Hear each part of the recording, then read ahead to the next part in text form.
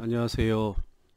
자, 오늘은 지수와 척도라고 하는 거를 배웠는데 이 부분을 어떻게 우리가 설문지 만드는데 응용할 수 있는지 그걸 가지고 좀 말씀을 드리도록 하겠습니다. 그래서 지수와 척도와 관련된 예시 및 연습인데 설문지 문항 만드는 연습이라고 생각을 하시면 될 것 같아요.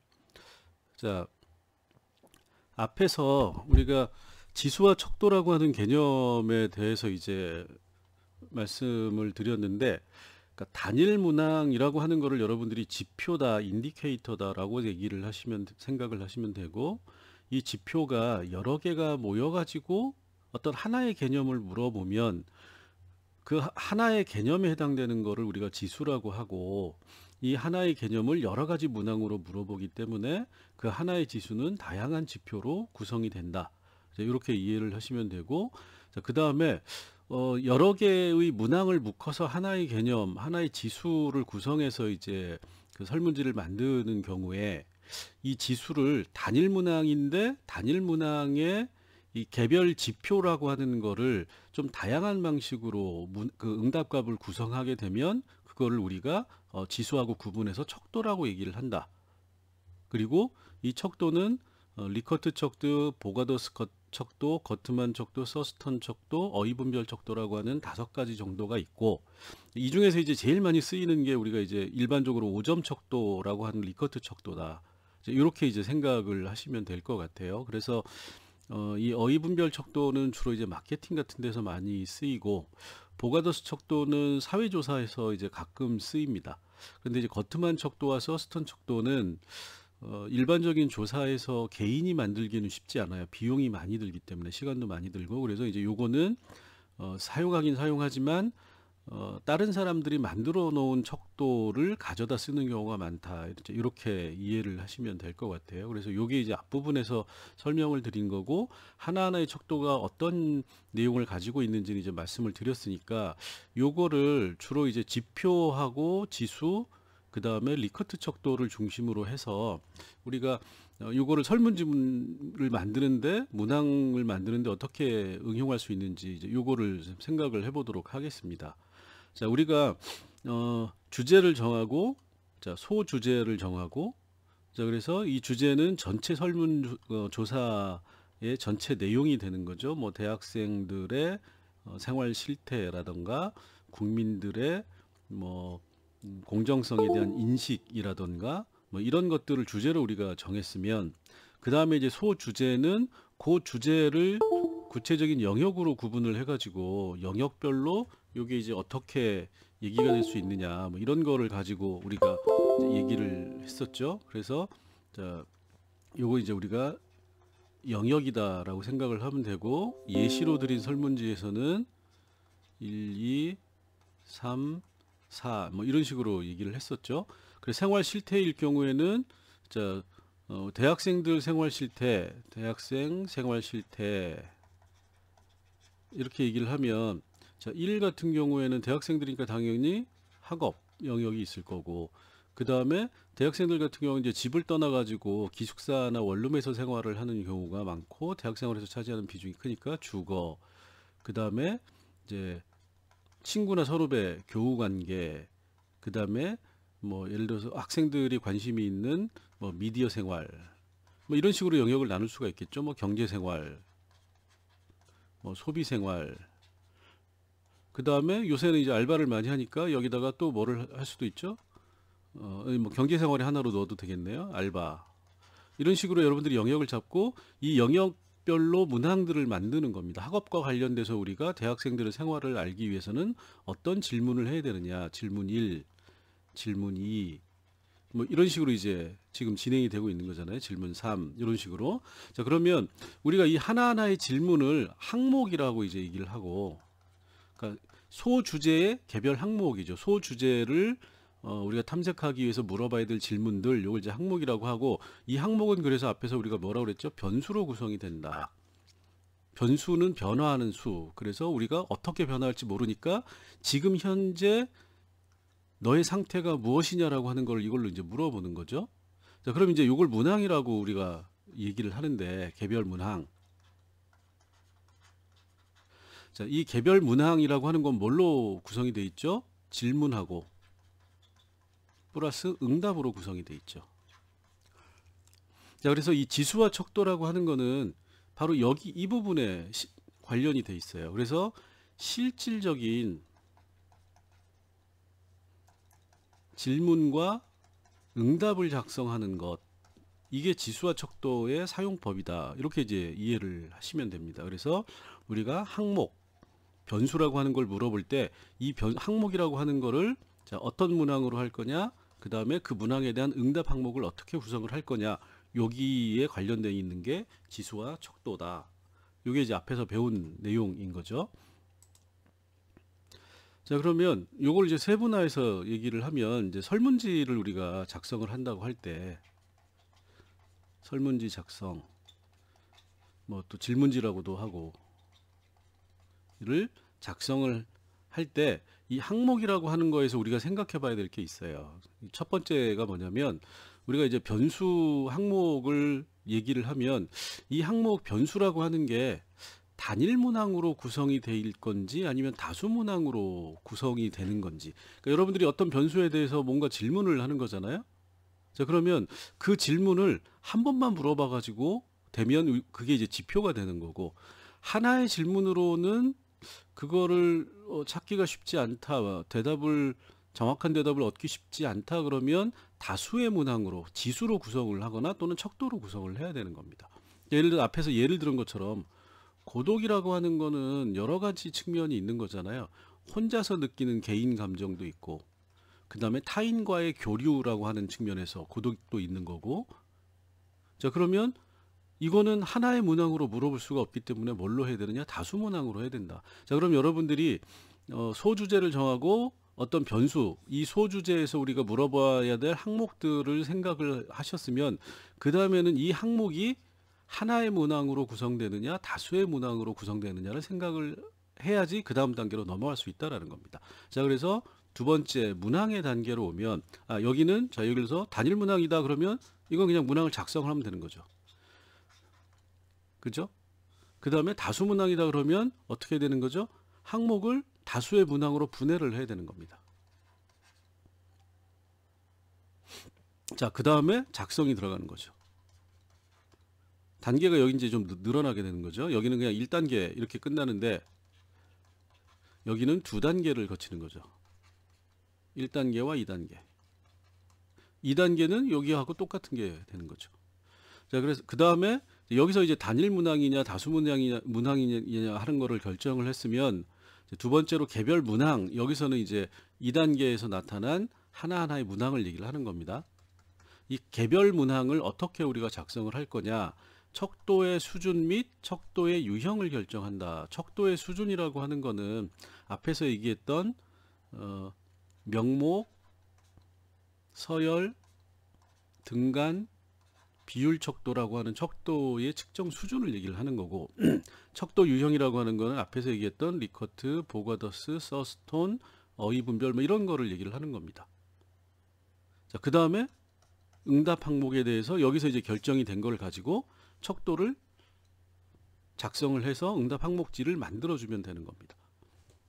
자, 이렇게 이제 간단하게 우리가 설문 문항을, 개별 문항을 만들 때 항목을 생각을 하고 그 항목이 단일이냐 다수에 따라서 다시 다수일 경우에는 문항을 개별 항목으로 세분화해서 문항을 만들고, 그 문항에 대해서 그러면 어떤 척도 수준을 활용하고 어떤 척도 유형을 적용할 건지를 결정하고 그 결정된 바에 따라서 척도를 만들면 된다. 이렇게 이제 우리가 얘기를 할 수 있을 것 같아요. 그래서 여기에 말씀드린 거를 가지고 그대로 한번 해보도록 하겠습니다. 자, 여기 이제 대학 생활이라고 하는 주제, 이게 이제 설문지 주제가 되겠죠. 예를 들어서 예시예요. 예시. 설문 주제가 대학 생활입니다. 자, 그러면 아까 소주제는 여러 가지로 나눌 수가 있다고 그랬죠. 학업 생활, 주거 생활, 경제 생활, 뭐 따로 빼고 싶으면 알바 생활, 그 다음에 교우 생활, 뭐 이런 여러 가지로 나뉘는데 그 중에서 이제 주거 생활이라고 하는 소주제를 가지고 있고, 이 주거 생활이라고 하는 소주제는 이제 여러 가지 항목이라고 하는 걸로 구분이 된다. 그러면 주거 생활을 우리가 대학생들의 주거 생활을 보기 위해서 이제 주거지에서 학교까지의 통학 시간, 그 다음에 이건 이제 자취 여부는 주거 유형이 되겠죠. 주거 유형. 그 다음에 주변 소음 공해, 주거지 환경, 주거 환경이 되겠죠.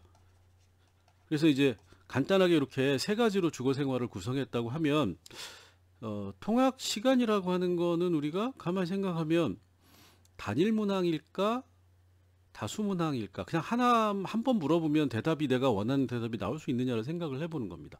자, 통학 시간은 얼마나 걸리십니까 물어보고 또 뭐 다른 게 있나요? 다른 게 없죠. 그죠? 자, 그러면 단일 문항으로 그냥 구성을 하시면 돼요. 자취를 하십니까? 자취 여부를 알고 싶다. 주거 유형에서. 자, 그러면 이것도 자취 여부니까 자취를 하십니까? 안 하십니까? 인 거잖아요. 단일 문항으로 측정이 가능하다. 그러면 이거는 이 상태로 바로 측정 수준하고 유형을 결정해서 바로 설문 질문을 작성을 하면 되는 겁니다. 이렇게 넘어가면 돼요. 그런데 우리가 주변 소음 공해를 한번 주거 환경을 보기 위해서 대학생들이 살고 있는 주거지 근처의 주변 소음 공해라고 하는 거를 측정을 하려고 하다 보니까 이거는 단일 문항으로 주변 소음이라고 하면, 자, 이제 이렇게 생각을 해보시는 거예요. 주변 소음에서의 주변이 뭐냐? 소음은 명확하죠. 이거는 명확한 겁니다. 근데 주변 소음이면 주거지 주변이라고 하는 게 뭘 얘기하는 거냐?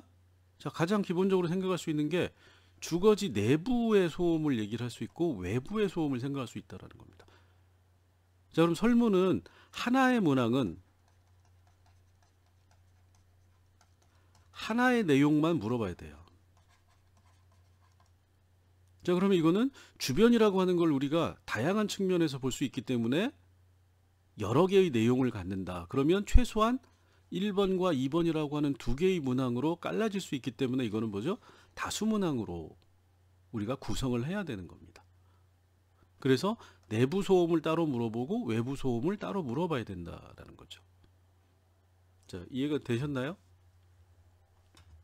자, 그래서 그냥 이거는 주변 소음 공해가 어떠십니까? 라고 물어보면 안 되는 문항이다라는 겁니다. 자, 요거를 하나하나 이제 가지고 설명을 드려보도록 할게요. 자, 앞에서 얘기한 거 통학 시간이라고 하는 거는 단일한 문항으로 표현 가능하다라고 생각을 한 거잖아요. 그럼 이제 이렇게 질문을 하는 겁니다. 문항 구성이 이렇게 되는 거예요. 질문이 귀하에, 자, 여기는 이제 존칭을 반드시 쓴다고 그랬죠. 설문에 응답해 주신 분의 심기를 거스리지 않도록 하기 위해서 존칭으로 통학 시간은 어떻게 되십니까? 이렇게 그냥 물어보는 거잖아요.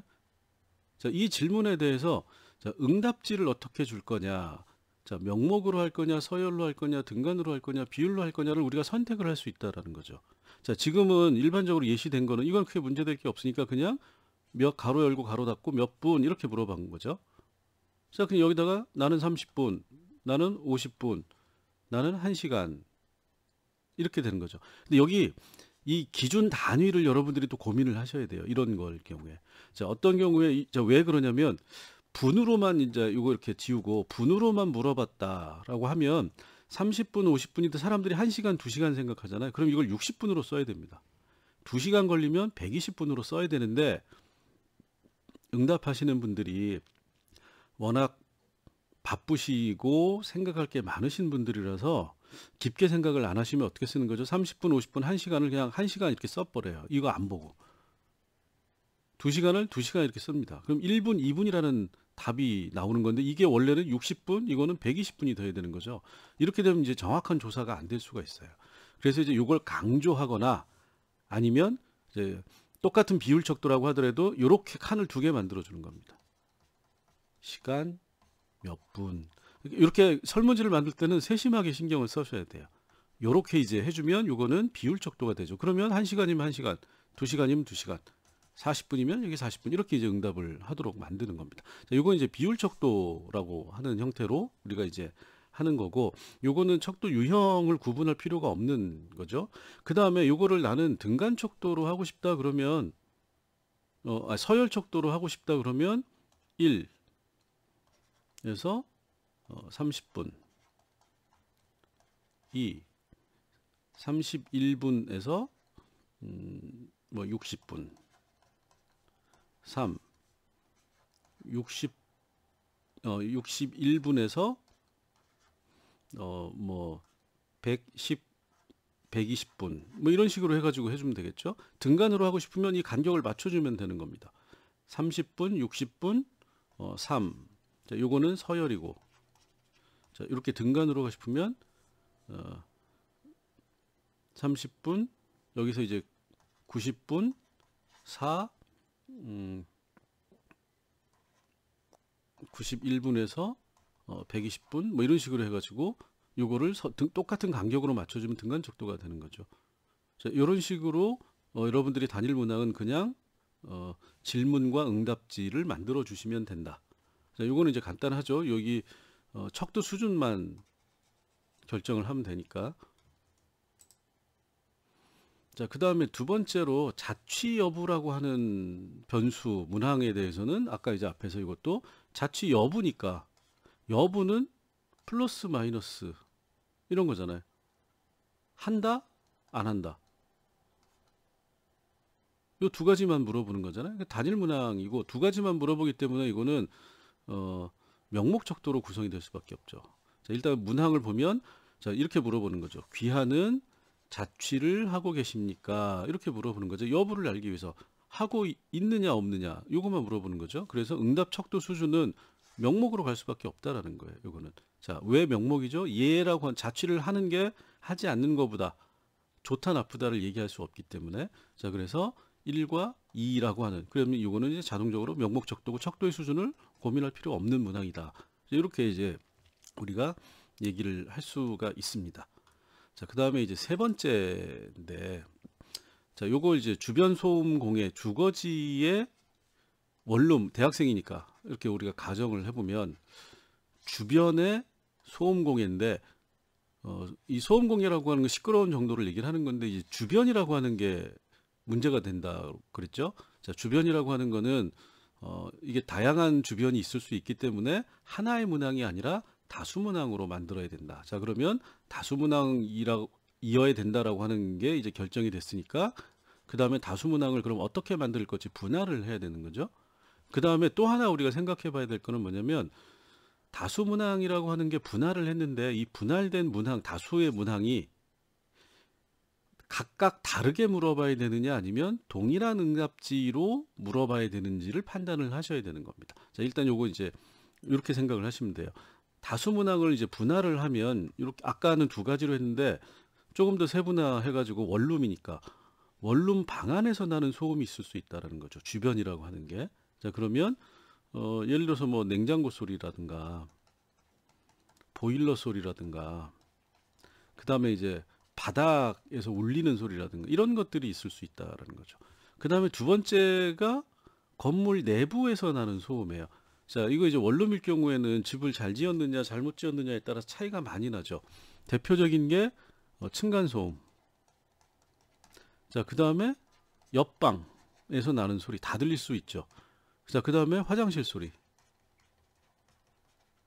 그 다음에 샤워 또는 뭐 간단한 싱크대나 이런 이제 조리 시설이 있는 경우에는 수도 쓸 때 물 내려가 물 그 나오는 소리 이런 것들이 건물 내부 소음이 될 수 있는 거죠. 그 다음에 복도에서 사람들 왔다 갔다 할 때 나는 소리 이런 것들인 거죠. 그 다음에 세 번째로는 건물 외부 소음이 있을 수 있어요. 건물 내부는 조용한데 옆에 예를 들어서 무슨 뭐 오락실이 있거나 아니면은 뭐 야구장이 있거나 아니면 노래방이 있거나 아니면 주변에 노점상이 있어가지고 음악을 크게 틀어놓는다거나 아니면 뭐 술집이라서 술 먹고 뭐 소리를 지른다거나 이런 게 있을 수 있는 거죠. 자, 그래서 우리가 이 주변은 이렇게 다양한 방식으로 우리가 물어봐야지 주변이라고 하는 게 어느 정도 조용한 정숙성이라고 하는 거를 우리가 판단할 수 있다. 그러면 다수문항으로 구분을 하고 자, 그러면 방안 소음, 건물 내부 소음, 건물 외부 소음이라고 하는 게 동일한 응답지로 물어볼 수 있느냐 없느냐라고 하는 걸 판단을 해야 되는 거예요. 자, 방한 소음이라고 하는 거는 이게 똑같은 소음이라고 하는 게 들어가는 거잖아요. 그러면 소음에 대해서는 결국 뭐죠? 조용하다, 시끄럽다라고 하는 이 연속성에서 우리가 물어봐야 되는 거죠.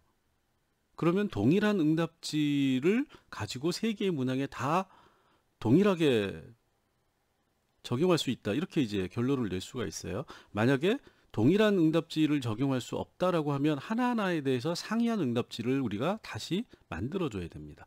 자, 그래서 이렇게 동일한 응답지로 우리가 사용 가능하다라고 생각이 되니까 요거에 대해서는 이렇게 이제 만들어주는 겁니다. 그래서 예시 설문지에 보면 이런 문항들이 되게 많아요. 그거는 이런 방식으로 세 개의 문항, 결국 이제 이게 전부 다 뭐죠? 소음을 측정하는 거죠. 소음을 측정하는데 이거는 기본적으로 지표 지수 단일 문항이냐 다수 문항이냐에서 지수라고 하는 다수 문항인데 이 다수 문항을 측정할 때 방한 소음을 그냥 데시벨로 물어보면 지표 지수가 되겠죠. 근데 우리가 지수에 대해서는 이 응답지를 매우 시끄럽다, 시끄러운 편이다, 보통이다, 조용한 편이다, 조용하다라고 하는 리커트 척도를 이용을 한 거예요. 이거 이제 척도를 활용을 해서 한 거죠. 자, 이게 리커트의 5점 척도가 되죠. 5점 척도가 있고 여기서 이제 보통이다를 빼면 어떻게 되죠? 4점 척도가 되고 이 정도를 더 늘리면 7점 척도가 되고 9점 척도를 쓸 수도 있고 11점 척도를 쓸 수도 있는데 이 홀수 척도에서 보통이다를 빼면 전부 다 짝수 척도. 자, 이건 뭐죠? 네 입장을 분명히 하라라는 겁니다. 자, 보통이다라고 하는 거를 넣어놓으면 리커트 척도를 써봤더니 반 이상이 보통이다라고 응답하는 경우가 많다. 대답하기 싫으니까. 그래서 이걸 이제 빼버리고 리커트 척도를 변형해서 쓰는 경우도 굉장히 많은데 여러분들도 이제 설문지를 만들 때 한번 생각을 해보세요. 이걸 넣는 게 좋은가? 넣지 않는 게 좋은가? 일반적으로는 생각이 왔다 갔다 하거나 특별한 생각이 없는 사람들의 경우도 있을 수 있기 때문에 보통이다를 많이 넣어줍니다. 리커트 척도의 원형을 그대로 써주는 거죠. 자, 그 다음에 그래서 이걸 따로따로 물어봐도 어차피 이거는 같이 물어보는 거잖아요. 동일한 응답지를 활용하기 때문에 이렇게 표로 만들어 가지고 여기다 응답해라. 그럼 이제 훨씬 더 응답하기가 편해지는 거죠.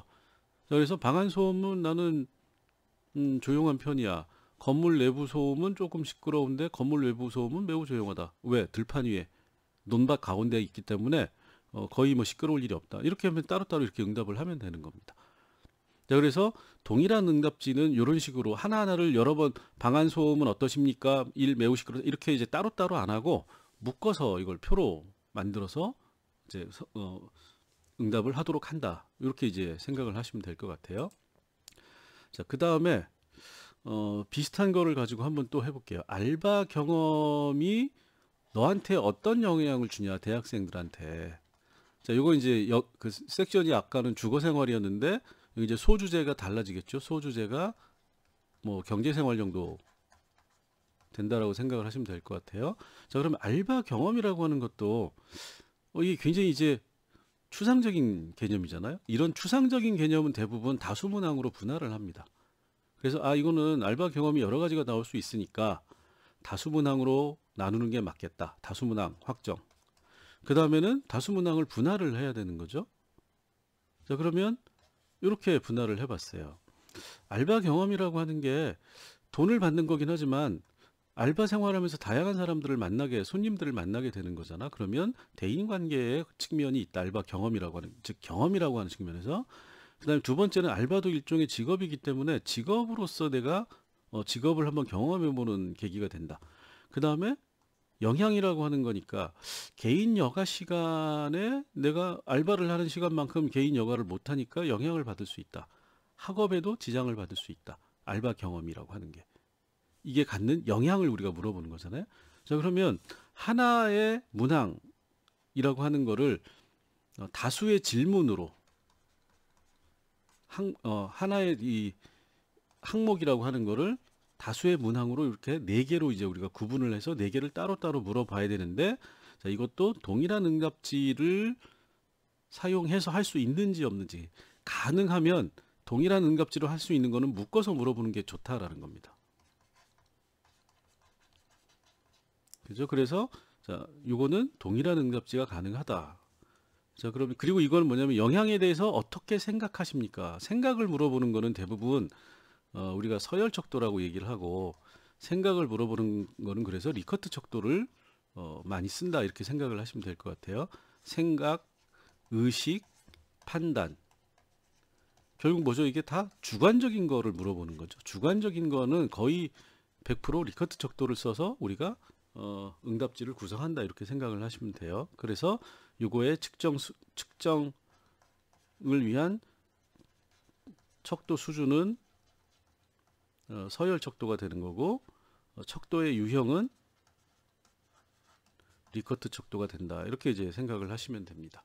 자, 그래서 요거를 문항으로 만들면 이렇게, 아이고 여기 꺼져 버렸네요. 예.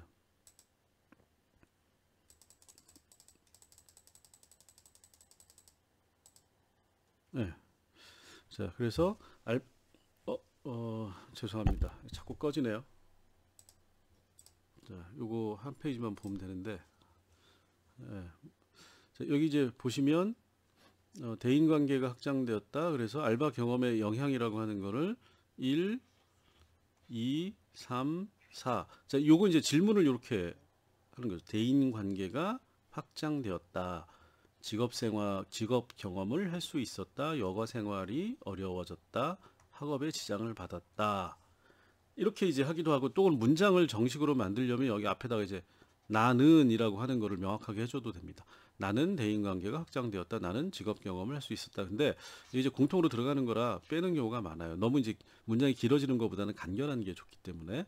자, 그래서 자, 여기에는 이제 요게 달라졌죠. 매우 시끄럽다, 매우 조용하다 이렇게 돼 있는데, 여기 이제 여기는 전혀 그렇지 않다, 별로 그렇지 않다, 보통이다, 약간 그렇다, 매우 그렇다 이렇게 해주고, 그다음에 요거를 할 때 마이너스에 가까운 부정적인 거는 우리가, 자, 마이너스, 부정은 결국 뭐죠? 낮은 점수, 우리가 이렇게 얘기를 하는 거잖아요. 낮은 점수에 오는 부정적인 항목을 1값으로 해줍니다. 이래야지 나중에 계산하기가 편해져요. 분석하기가 굉장히 쉬워집니다. 안 그러면 이걸 나중에 다시 다 고쳐줘야 되니까. 자, 그 다음에 긍정적인 거, 플러스 긍정적인 거는 높은 점수 이렇게 해가지고, 점수라는 게 요 5값을, 숫자를, 높은 숫자를 부여한다라는 겁니다. 그래서 매우 그렇다는 5. 자, 앞에서도 자, 우리가 여기서는 뭐가 부정적인 건가요? 시끄러운 게 부정적인 거죠. 시끄러운 게 부정적인 거.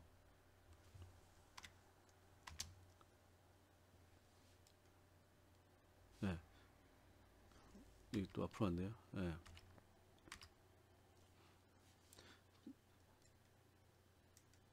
네, 시끄러운 게 부정적인 거고, 네, 넘어갑시다. 아이고. 컴퓨터가 좀 이상하네요. 자기 멋대로 막 움직이는데. 네. 자, 시끄러운 게 부정적인 거고, 조용한 게 긍정적인 거니까, 시끄러운 거에는 1이라는 숫자를 부여하고, 조용한 거에는 5라고 하는 숫자를 부여한다. 이렇게 이제 해주시면 나중에 분석하기가 편하다. 자, 그래서 이런 식으로 여러분들도 설문지 이제 문항을 만들어야 되는 거잖아요.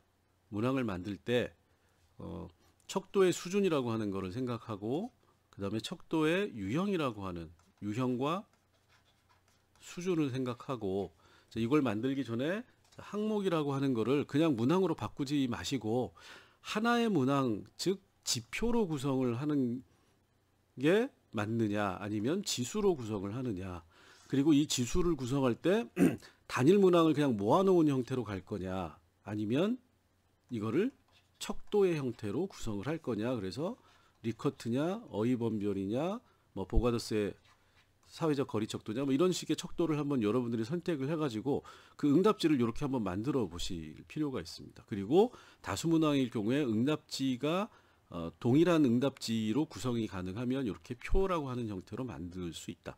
그래서 예시 설문지를 보면 설문지가 전체가 다 이렇게 구성이 돼 있어요. 그래서 지수와 척도라고 하는 거는 우리가 직접 설문지를 만드는데 이런 방식으로 활용이 되는 이론적인 개념이다. 이렇게 생각을 하시면 됩니다. 자, 오늘은 여기까지 하겠습니다. 수고하셨습니다.